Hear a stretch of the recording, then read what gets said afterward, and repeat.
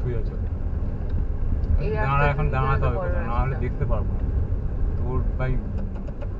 2 minute ছিল।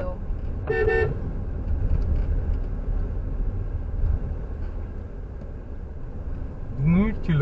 কি সব বলছিস? 2 মিনিট ছিল, 3 মিনিট ছিল। হ্যাঁ,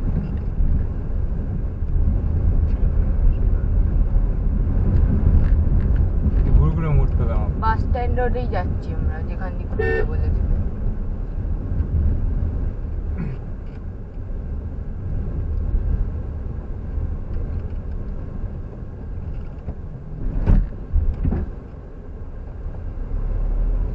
মেন বড় রাস্তায় যাচ্ছি।